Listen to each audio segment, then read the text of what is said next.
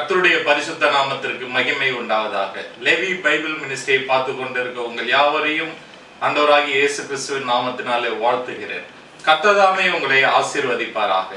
இன்றைக்கும் நாம் பார்க்க போகின்ற தேவ செய்தியின் தலைப்பு, ஆதாமுக்கு ஏன் சைவ உணவை கொடுத்தார், நோவாவுக்கு ஏன் அசைவ உணவை கொடுத்தார் என்பதை குறித்து இன்று நாம் தியானிக்க போகின்றோம்.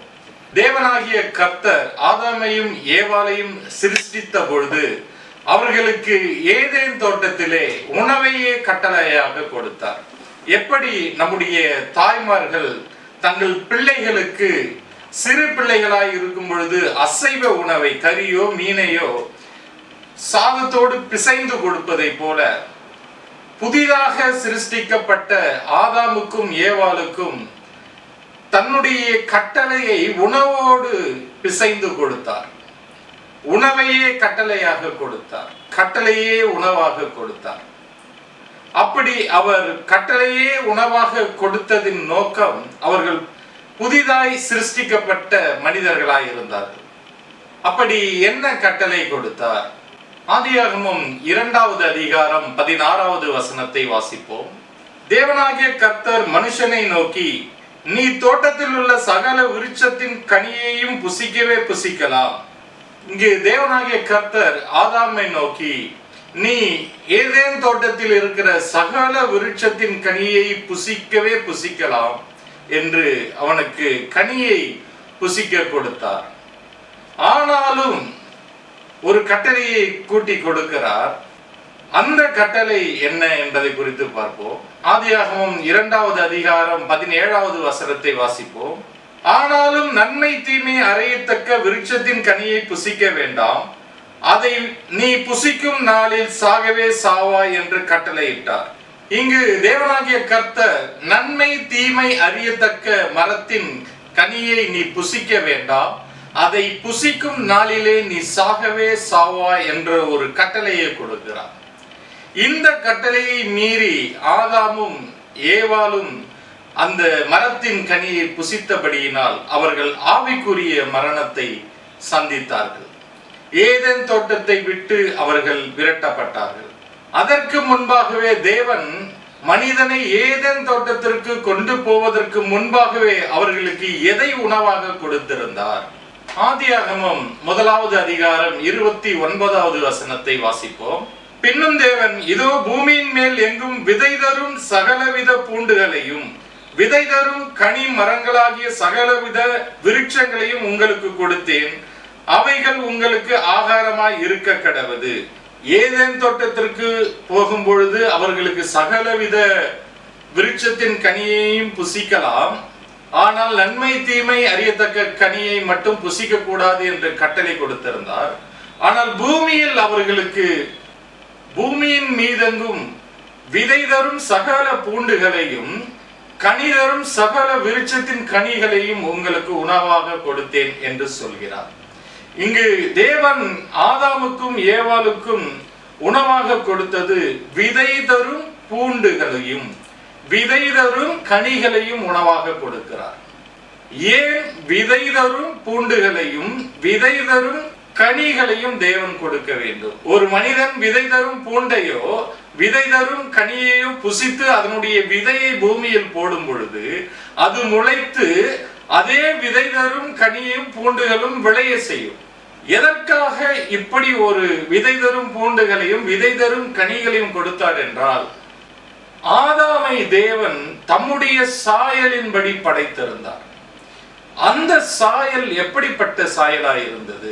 எபேசியரின் புஸ்தகம் 4வது அதிகாரம் 24வது வசனத்தை வாசிப்போம். மெய்யான நீதியிலும் பரிசுத்தத்திலும் தேவனுடைய சாயலாக சிருஷ்டிக்கப்பட்ட புதிய மனுஷனை தரித்துக் கொள்ளுங்கள். இங்கு புதிய ஏற்பாட்டில் இயேசு கிறிஸ்துவினால் சிருஷ்டிக்கப்பட்டவர்களாய் இருக்கிற நாம் மெய்யான நீதியிலும் பரிசுத்தத்திலும் தேவனுடைய சாயலாக சிருஷ்டிக்கப்பட்டிருக்கிறோம். அப்படியானால் பழைய ஏற்பாட்டு காலத்திலும் சிருஷ்டிக்கப்பட்ட ஆதாம் தேவனுடைய சாயலின்படி சிருஷ்டிக்கப்பட்டிருக்கிறான். அவன் மெய்யான நீதியிலும் பரிசுத்தத்திலும் தேவனுடைய சாயலாக சிருஷ்டிக்கப்பட்ட புதிய மனிதனாயிருந்தான். அப்படி நீதி உள்ள ஆதாம் தன்னுடைய வித்துகளை நீதி உள்ள சந்ததியாய் கொடுக்க வேண்டும். பூமி முழுவதும் நீதி உள்ள சந்ததிகளாகிய மரங்களை அவன் வளர்க்க வேண்டும் என்பதற்காகத்தான் ஆதாமிற்கு அந்த விதை தரும் பூண்டுகளையும் விதை தரும் கனிகளையும் கொடுத்தார். ஆனால் இவர்கள் ஏதேன் தோட்டத்திலே தேவனால் நிராகரிக்கப்பட்ட ஒரு மரத்தின் கனியை புசித்தபடியினால் அந்த கனி அவர்களுடைய டிஎன்ஏவில் கலந்து விட்டது. ஆதாம் ஏவாள் அந்த கனியை புசிக்க வேண்டாம் என்று கர்த்தர் விலக்கி இருந்த கனியை புசித்தபடியினால் நன்மை செய்கிற மனிதனாக படைக்கப்பட்ட ஆதாமும் ஏவாளும் இப்பொழுது நன்மை மட்டுமே அவர்களுக்குள்ளே வாசமாய் இருக்கிறது. இந்த கனியை புசித்தபடியினால் அவர்களுக்குள்ளே தீமை வாசம் செய்ய ஆரம்பித்து விட்டது. அவர்களுடைய இரத்தத்திலே தீமை கலந்து விட்டது. அவர்களுடைய டிஎன்ஏவில் தீமை கலந்து விட்டது. இப்பொழுது அவர்களுக்கு பிறக்க போகிற பிள்ளைகளும் நன்மை தீமை உடையவர்களாக பிறப்பார்கள். அதனாலதான் தேவன் அவர்களை ஏதேன் தோட்டத்திலிருந்து விரட்டி பூமிக்கு அனுப்பிய பொழுதும் ஏற்கனவே பூமியில் அவர்களுக்கு தேவன் உணவாக கொடுத்திருந்த விதை தரும் பூண்டுகளையும் விதை தரும் கனிகளையும் புசித்தபடியினால் அவர்களுக்குள்ளே இருக்கிற வித்து நன்மை தீமை அவர்களுடைய டிஎன்ஏவில் கலந்து விட்டபடியினால் அவர்கள் மூலமாய் பிறந்த பிள்ளைகள் நன்மை தீமை அறிந்த பிள்ளைகளாக பிறந்தார்கள்.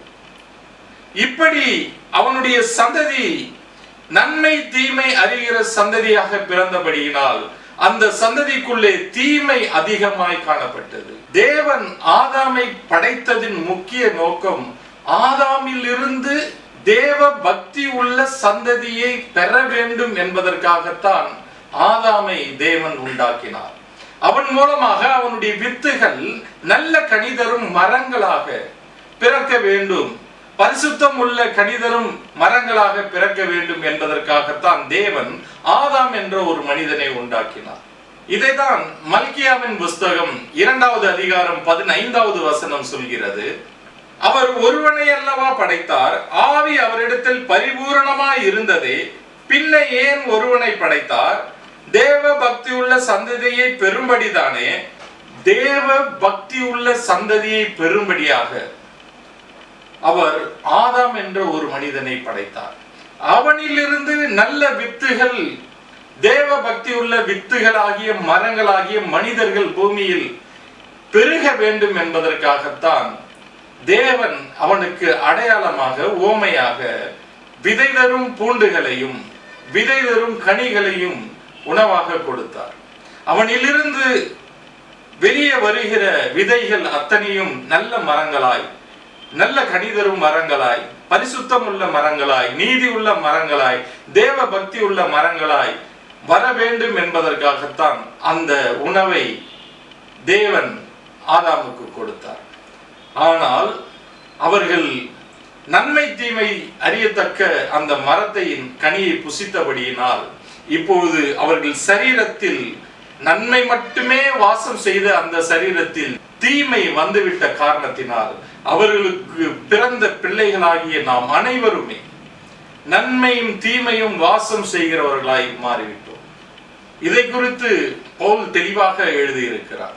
ரோமரின் புஸ்தகம் 7வது அதிகாரம் 18வது வசனத்தை வாசிப்போம். அது எப்படி எனில், என்னிடத்தில் அதாவது என் மாம்சத்தில் நன்மை வாசமாய் இருக்கிறதில்லை என்று நான் அறிந்திருக்கிறேன். நன்மை செய்ய வேண்டும் என்கின்ற விருப்பம் என்னிடத்தில் இருக்கிறது, நன்மை செய்வதோ என்னிடத்தில் இல்லை. அதாவது பவுல் சொல்கிறான், என்னுடைய மாம்சத்தில் நன்மை வாசமாய் இருக்கிறது இல்லை என்பதை நான் அறிந்திருக்கிறேன். ஏனென்றால் நன்மை செய்ய வேண்டும் என்கின்ற விருப்பம் எனக்குள்ளே இருக்கிறது, ஆனால் நான் விரும்புகிற நன்மையை நான் செய்ய முடியவில்லை. அதற்கு காரணம் என்ன? ரோமர் 7வது அதிகாரம் 19வது வசனத்தை வாசிப்போம். ஆதலால் நான் விரும்புகிற நன்மையை செய்யாமல் விரும்பாத தீமையே செய்கிறேன். நான் நன்மை செய்ய வேண்டும் என்று விரும்புகிறேன், ஆனால் நன்மை செய்ய முடியவில்லை. ஆனால் நான் விரும்பாத தீமையை நான் செய்கிறேன். இந்த தீமை எனக்குள்ளே எப்படி வந்தது? இந்த தீமை என் சரீரத்துக்குள்ளே எப்படி வந்தது? ரோமருக்கு எழுதின நிருபம் 7வது அதிகாரம் 21வது வசனத்தை வாசிப்போம். ஆனபடியால் நன்மை செய்ய விரும்புகிற என்னிடத்தில் தீமை உண்டென்கின்ற ஒரு பிரமாணத்தை காண்கிறேன். இங்கு ரொம்ப தெளிவாக பவுல் சொல்கிறான், என் சரீரத்தில் நன்மை வாசமாய் இருக்கவில்லை, நான் நன்மை செய்ய வேண்டும் என்று விரும்புகிறேன், ஆனாலும் நான் விரும்புகிற நன்மையை என்னால் செய்ய முடியவில்லை. ஏனென்றால் எனக்குள்ளே தீமை என்கின்ற ஒரு பிரமாணம் வாசம் செய்கிறதை நான் பார்க்கிறேன். இந்த தீமை எப்படி வந்தது? இந்த தீமை தான் ஆதாமும் ஏவாளும் புசித்த அந்த நன்மை தீமை அறியத்தக்க கனியினுடைய DNA ஆதாமின் ரத்தத்தில் கலந்து விட்டபடியினால் அவனுடைய சந்ததிகள் ஆகிய நம் அனைவருக்குள்ளும் அந்த தீமை வாசம் செய்கிறது. அந்த தீமையின் பிரமாணம் தான் நமக்குள்ளே பாவமாக வாசம் செய்கிறது. இந்த பாவத்தை அவர்கள் அதிகரித்தபடியினால், இந்த தீமையை ஆதாமினுடைய வித்துக்கள் பூமியில் அதிகரித்தபடியினால் பூமி முழுவதும் தீமையின் மரங்களாய் பிறந்தன. இதுவரையிலும் தேவன் படைத்த எல்லா கனிதரும் மரங்களை காட்டிலும் ஆதாம் நன்மை தீமை அறியத்தக்க அந்த கனியை புசித்தபடியினால் பூமியில் முதலாவது முட்களை கொண்டு வந்தான். அந்த முட்கள் மனிதனுக்கு சாபமாக மாறியது. அந்த பாவம் மனிதனுக்கு மரணத்தை கொண்டு வந்து விட்டது. இந்த மரணத்திலிருந்து, இந்த பாவ மாம்சத்தின் சரீரத்திலிருந்து யார் நம்மை விடுவிக்க முடியும்? இதைதான் பவுல் எழுதுகிறான். ரோமரின் புஸ்தகம் 7வது அதிகாரம் 24வது வசனத்தை வாசிப்போம். நிர்பந்தமான மனுஷன் நான், இந்த மரண சரீரத்தில் நின்று யார் என்னை விடுதலையாக்குவார்? இப்பொழுது ஆதாமும் ஏவாளும் அந்த நன்மை தீமை அறியத்தக்க கனியை புசித்தபடியினால் அவர்களுக்குள்ளே தீமை வாசம் செய்து விட்டது. அவர்களுக்குள்ளே பாவம் இருக்கிறது. அந்த பாவத்தின் வித்துகளாக பிறந்த மனிதர்கள், அவர்களுடைய சரீரத்திலே தீமை என்கின்ற பிரமாணம் வாசமாயிருக்கிறது. அது பாவமாக இருக்கிறது.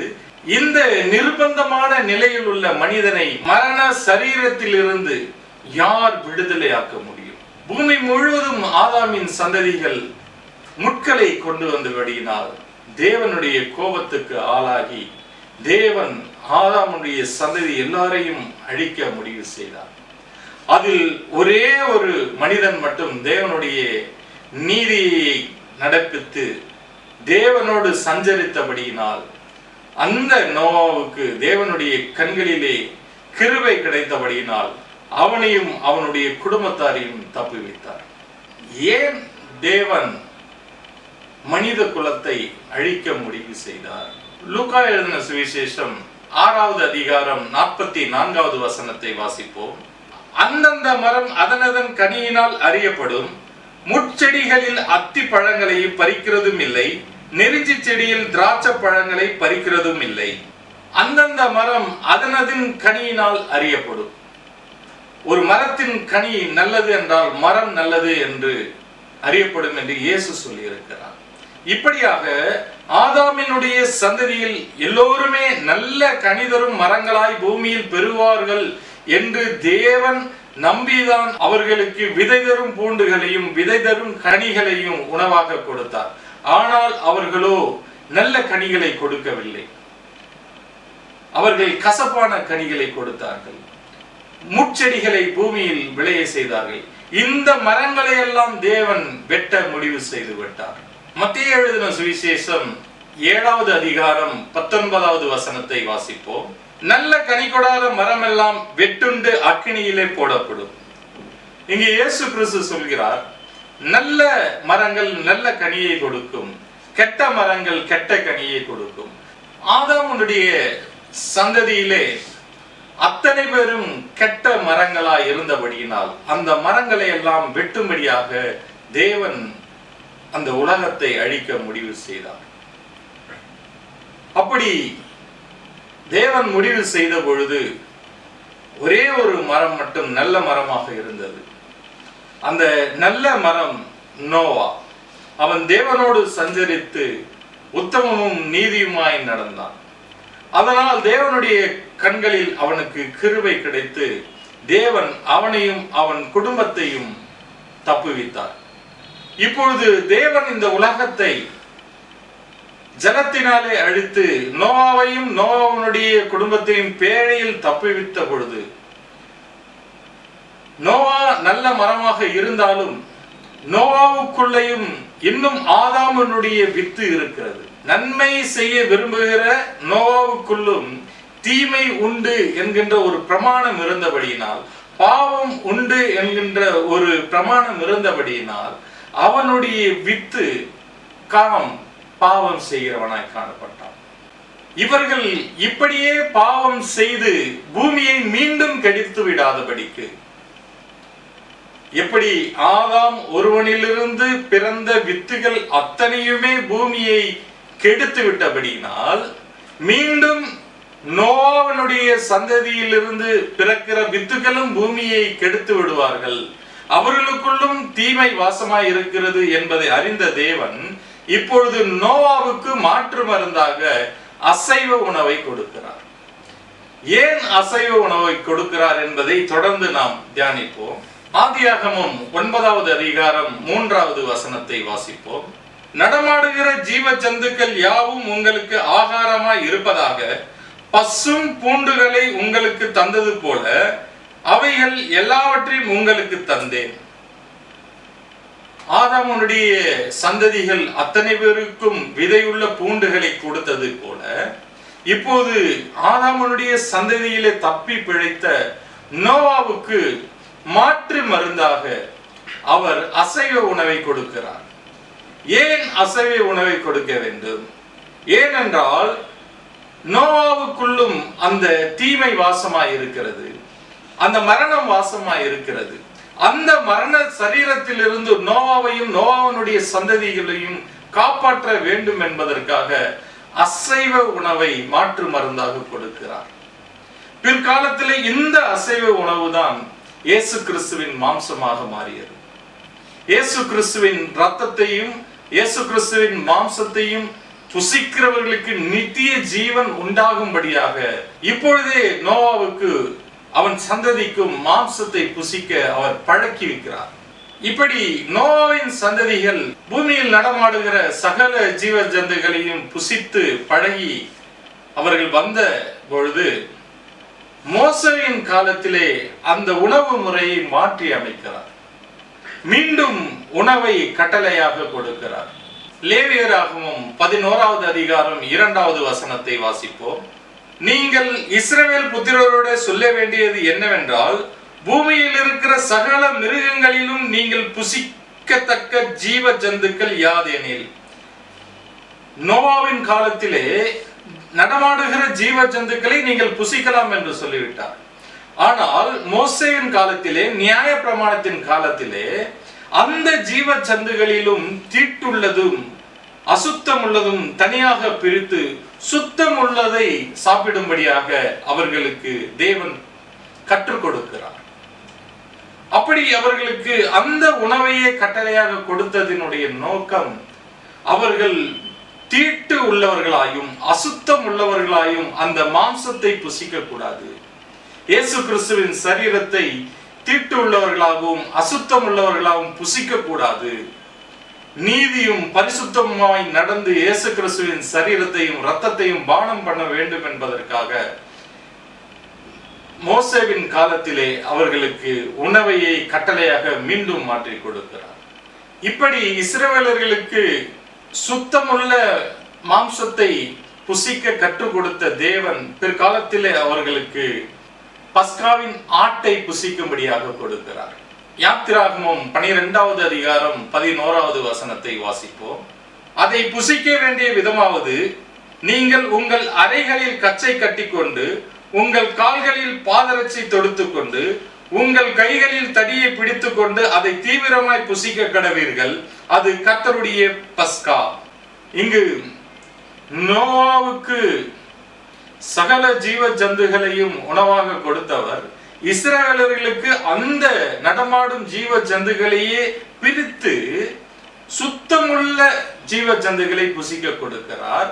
அப்படி புசிக்க கற்றுக் கொடுத்த பின்புதான் அவர்களுக்கு பஸ்கா ஆட்டை புசிக்க கற்றுக் கொடுக்கிறார். அதற்கும் ஒரு வழிமுறைகளை வைத்திருக்கிறார். எப்படி அதை பரிசுத்தத்தோடு ஆயத்தத்தோடு புசிக்க வேண்டும் என்பதையும் கற்றுக் கொடுக்கிறார். இந்த பஸ்கா ஆட்டை புசித்த அவர்களுக்கு வானத்திலிருந்து மன்னாவை வரவழைத்து புசிக்க கொடுக்கிறார். யாத்திராகமம் 16வது அதிகாரம் 35வது வசனத்தை வாசிப்போம். இஸ்ரவேல் புத்திரர் குடியிருப்பான தேசத்துக்கு வருமட்டும் 40 வருஷம் அளவு மன்னாவை புசித்தார்கள். அவர்கள் கானான் தேசத்தில் எல்லையிலே சேரும் வரைக்கும் மன்னாவை புசித்தார்கள். எப்படி நோவாவுக்கு நடமாடும் ஜீவ ஜந்துக்களை புசிக்க கற்றுக் கொடுத்து இஸ்ரவேல் காலத்திலே நியாயப்பிரமாண காலத்திலே அதிலே தீட்டுள்ளதும் அசுத்தம் உள்ளதும் ஆகிய ஜீவ ஜந்துக்களை பிரித்து சுத்தமுள்ள ஜீவ ஜந்துக்களை புசிக்க கற்றுக் கொடுத்து அதற்கு பின்பு அவர்களுக்கு பஸ்கா ஆட்டுக்குட்டியையும் புசிக்க கற்றுக் கொடுத்து இப்படி அவர்கள் கற்றுக்கொண்ட விதத்தை பார்த்த தேவன் வானத்திலிருந்து மன்னாவை கொடுக்கிறார். இப்போது வானத்திலிருந்து மன்னாவையும் அவர்கள் புசித்தார்கள். தொடர்ந்து தேவன் ஆதாமிலிருந்து நோவா வரைக்கும், நோவாவிலிருந்து இஸ்ரவேலர்கள் காலம் வரைக்கும் அவர்களுக்கு உணவையே கட்டளையாக கொடுத்திருந்தார். ஆனாலும் அவர்கள் சரியான மரமாய் இருக்கவில்லை. கசப்பான கனிகளையே கொடுத்தார்கள். அவர்களுக்குள்ளே இன்னும் அந்த தீமை வாசமாய் இருக்கிறது, அந்த பாவம் வாசமாய் இருக்கிறது. இந்த உணவை அவர்கள் புசிக்க கற்றுக்கொண்டாலும் அவர்களுக்குள்ளே தீமை இருக்கிறது, அவர்களுக்குள்ளே பாவம் வாசமாய் இருக்கிறது என்பதை தான் பவுல் ரோமருக்கு எழுதின நிருபத்திலே எழுதுகிறான். அப்படி அவர்களுக்குள்ளே பாவமும் அந்த தீமையும் வாசமாய் இருந்தபடியினால் அவர்கள் கசப்பான கனிகளையே கொடுத்தார்கள். ஏசாயாவின் புஸ்தகம் 5வது அதிகாரம் 2வது வசனத்தை வாசிப்போம். அவர் அதை வேலியடித்து அதில் உள்ள கற்களை பொறுக்கி அதிலே நற்குல திராட்சை செடிகளை நட்டு அதன் நடுவில் ஒரு கோபுரத்தை கட்டி அதில் ஆலையையும் உண்டு பண்ணி அது நல்ல திராட்சை பழங்களை தரும் என்று காத்திருந்தார். அதுவோ கசப்பான பழங்களை தந்தது. இஸ்ரவேல் என்னும் நல்ல செடியை அவர் நட்டிருந்தார். அந்த செடிக்கு எல்லா விதத்திலும் தீர்க்கதரிசிகளை அனுப்பி கட்டளைகளும் பிரமாணங்களும் சொல்லிக் கொடுத்து அவர்களை வளர்த்த தேவன் அவர்கள் நல்ல கனிகளை கொடுப்பார்கள் என்று எதிர்பார்த்திருந்தார். ஆனாலும் அவர்கள் கசப்பான கனியை கொடுத்தார்கள். பூமி முழுவதும் இப்படி கசப்பான மரங்கள் வளர்ந்துவிடக் கூடாது என்பதற்காக கடைசி காலத்திலே தேவன் தம்முடைய பிள்ளையாகிய இயேசு கிறிஸ்துவை இந்த பூமிக்கு அனுப்பினார். அவர் எப்படிப்பட்டவராக இருந்தார்? யோவான் எழுதின சுவிசேஷம் 1வது அதிகாரம் 14வது வசனத்தை வாசிப்போம்.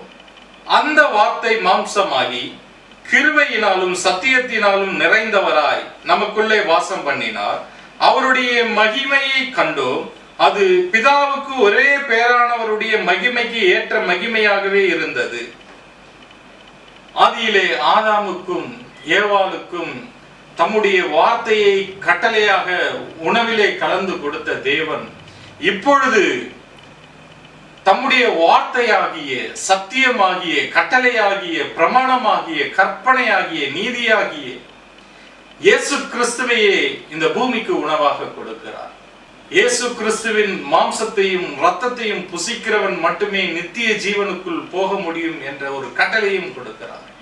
அந்த கட்டளை தான், அந்த வார்த்தை தான் தேவனுடைய ஒரே பேரான குமாரனாகிய இயேசு கிறிஸ்துவாக இந்த பூமிக்கு வந்தார்.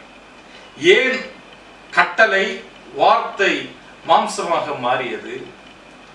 எந்த கட்டளையை மீறி மனுஷனுடைய சரீரத்திலே மரணம் வாசம் செய்து விட்டதோ அந்த மரண சரீரத்தில் இருந்து மனிதனை காப்பாற்றும்படியாக மாற்று மருந்தாக இயேசு கிறிஸ்து அந்த மரணத்தை அழிக்கும் ஜீவனாக வார்த்தையின் கட்டளையாக மாம்சத்திலே வெளிப்பட்டு அவரையே நமக்கு புசிக்க ஒப்பு கொடுத்தார். இப்பொழுது இயேசு கிறிஸ்து இதுவரை இருந்த கட்டளையை பிரிக்கிறார். இதற்கு முன்பு வரை தேவன் கட்டளையையும் உணவையும் ஒன்று சேர்த்து கொடுத்தார். இயேசு கிறிஸ்து வந்து உணவையும் கட்டளையும் இரண்டாக பிரித்து கட்டளையே உணவாக கொடுத்தார். எப்படி பிரித்தார் என்பதை பார்ப்போம். மத்தேயு எழுதின சுவிசேஷம் 15வது அதிகாரம் 11வது வசனத்தை வாசிப்போம். வாய்க்குள்ள போகிறது மனுஷனை தீட்டுப்படுத்தாது, வாயிலிருந்து புறப்படுகிறதே மனுஷனை தீட்டுப்படுத்தும் என்றார். இப்போது மனிதன் எந்த கரியை வேண்டும் என்றாலும் புசிக்கலாம், எந்த உணவை வேண்டும் என்றாலும் புசிக்கலாம். அதெல்லாம் மனிதனை தீட்டுப்படுத்தாது, அதெல்லாம் ஆசன துவாரத்தின் வழியாக வெளியே வந்துவிடும். மனிதனுடைய இருதயத்திலிருந்து புறப்படுகிறதை மனிதனை தீட்டுப்படுத்தும் என்று தேவன் உணவை குறித்து இருந்த கட்டளையை இரண்டாக பிரிக்கிறார். பிரித்து சத்தியத்தையே உணவாக கொடுக்கிறார். சத்தியத்தையே ஒரு மனிதன் புசிக்க வேண்டும், தேவனுடைய வார்த்தையை ஒரு மனிதன் புசிக்க வேண்டும். அதன்படி நடக்கிற மனிதனுக்கு தான் நித்திய ஜீவன் உண்டு. அப்படி அவர் வார்த்தையாய் இருக்கிற அவருடைய குமாரனாகிய இயேசு கிறிஸ்துவை புசிக்கிற நமக்குள்ளே நித்திய ஜீவன் வரும்படியாக, இந்த மரண சரீரத்திலிருந்து நம்மை காப்பாற்றும்படியாகத்தான் வார்த்தையாகிய இயேசு கிறிஸ்துவை மாம்சமாக்கி அவரையே நமக்கு உணவாக கொடுத்தார். ஏன் அப்படி கொடுத்தார்? ஒவ்வொரு மனுஷனும் தேவனுடைய வார்த்தையினால் பிழைக்க வேண்டும் என்பதற்காக அப்படி கொடுத்தார். மத்தேயு எழுதின சுவிசேஷம் 4வது அதிகாரம் 4வது வசனத்தை வாசிப்போம். அவர் பிரதியுத்தரமாக, மனுஷன் அப்பத்தினாலே மாத்திரம் அல்ல, தேவனுடைய வாயிலிருந்து புறப்படுகிற ஒவ்வொரு வார்த்தையினாலும் பிழைப்பான் என்று எழுதியிருக்கிறதே என்றார். தேவனுடைய வார்த்தையாகிய இயேசு கிறிஸ்துவினாலே ஒவ்வொரு மனிதனும் பிழைக்க வேண்டும் என்பதுதான் தேவனுடைய சத்தியம், கட்டளை. அதைதான் இயேசு கிறிஸ்து சொல்கிறார். தேவனுடைய வார்த்தையினால் ஒவ்வொரு மனிதனும் பிழைப்பான். அந்த வார்த்தை தான் இயேசு கிறிஸ்து. அந்த வார்த்தையை புசிக்கிறவன் நித்திய ஜீவனை காண்பான் என்பதை இந்த பூமிக்கு அறிவிக்கத்தான் இயேசு கிறிஸ்து வந்தார். அப்படி வார்த்தையினால் ஒவ்வொரு மனிதனும் பிழைக்கும்படியாக வார்த்தையாகிய தன்னுடைய மாம்சத்தை முதலாவது தம்முடைய சீஷர்களுக்கு புசிக்க கொடுத்து அவர்களுக்கு பழக்கப்படுத்தினார். மத்தேயு எழுதின சுவிசேஷம் 26வது அதிகாரம் 26வது வசனத்தை வாசிப்போம். அவர்கள் போஜனம் பண்ணுகையில் இயேசு அப்பத்தை எடுத்து ஆசீர்வதித்து அதை பிட்டு சீஷர்களுக்கு கொடுத்து, நீங்கள் வாங்கி புசியுங்கள், இது என்னுடைய சரீரமாய் இருக்கிறது என்றார். இங்கு இயேசு தம்முடைய சீஷர்களோடு கூட பந்தி இருக்கும் பொழுது ஒரு அப்பத்தை எடுத்து அதை ஆசீர்வதித்து அதை பிட்டு, இதை வாங்கி புசியுங்கள், இது என்னுடைய சரீரமாய் இருக்கிறது என்றார். அவருடைய சரீரம்தான் வார்த்தை, அவருடைய சரீரம்தான் கட்டளை, அவருடைய சரீரம்தான் நீதி, அவருடைய சரீரம்தான் பரிசுத்தம். அதை வாங்கி புசிக்கிற அவருடைய வித்துக்களாகிய நமக்குள்ளே இப்பொழுது நன்மை வாசமாயிருக்கிறது, பரிசுத்தம் வாசமாயிருக்கிறது, மெய்யான நீதி வாசமாயிருக்கிறது. நாம் புதிதாக பிறந்த புதிய சிருஷ்டிகளாய் இரண்டாம் ஆதாமுடைய வித்துகளாய் மாறினபடியினால் இரண்டாம் ஆதாமையே நமக்கு கனியாக புசிக்க கொடுத்தார். இரண்டாம் ஆதாமுடைய மாம்சத்தையே நமக்கு கனியாக, நமக்கு உணவாக புசிக்க கொடுத்தார். ஏனென்றால் நமக்குள்ளே இருக்கிற அந்த தீமையை விளக்க வேண்டும் என்பதற்காக, நமக்குள்ளே இருக்கிற அந்த மரணத்தை நீக்க வேண்டும் என்பதற்காக இயேசு கிறிஸ்துவையே உணவாக கொடுத்தார். இயேசு கிறிஸ்துவின் சரீரத்தை, மாம்சத்தை புசிக்கிற நமக்கு நித்திய ஜீவன் உண்டு என்பது வேதம் சொல்கிறது. யோவான் எழுதின சுவிசேஷம் 6வது அதிகாரம் 54வது வசனத்தை வாசிப்போம். என் மாம்சத்தை புசித்து என் இரத்தத்தை பானம் பண்ணுகிறவனுக்கு நித்திய ஜீவன் உண்டு, நான் அவனை கடைசி நாளிலே எழுப்புவேன். வார்த்தையாகிய இயேசு கிறிஸ்து உணவாக வந்து மரண சரீரத்தில் இருந்து நம்மை மீட்கும்படியாக அவரையே நமக்கு உணவாக கொடுத்து அவருடைய மாம்சத்தையும் இரத்தத்தையும் பானம் பண்ண வைத்து நமக்கு நித்திய ஜீவனை கொடுத்திருக்கிறார். நம்மை கடைசி நாளிலே அவர் எழுப்புவார்.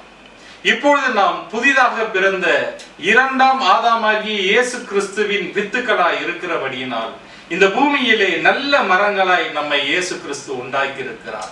நம்மிலிருந்து பிறக்கிற சந்ததிகள் அத்தனையும் நல்ல வித்துகளாய் இருக்கிறது. அப்படியே இயேசு கிறிஸ்து இந்த பூமியை நல்ல கனிதரும் மரங்களாக மீண்டும் உருவாக்கினார். அப்படி உருவாக்கப்பட்ட கனிதரும் மரங்கள் தான் நீங்கள். நீங்கள் அத்தனை பேரும் நல்ல மரங்களாய் இருந்து நல்ல கனிகளாய் கொடுக்க வேண்டும். நல்ல கனிகளாய் கொடுக்க வேண்டும் என்பதற்காகத்தான் இயேசு கிறிஸ்து அவரே வந்து இந்த பூமியிலே அவருடைய மாம்சத்தை நமக்கு புசிக்க கொடுத்து அந்த மரண சரீரத்தில் இருந்து விடுதலையாக்கும்படியாக நம்முடைய பாவங்களை எல்லாம் மன்னித்து புதிய சிருஷ்டிகளாகிய பரிசுத்தவான்களாய் நம்மை மாற்றி இருக்கிறார்.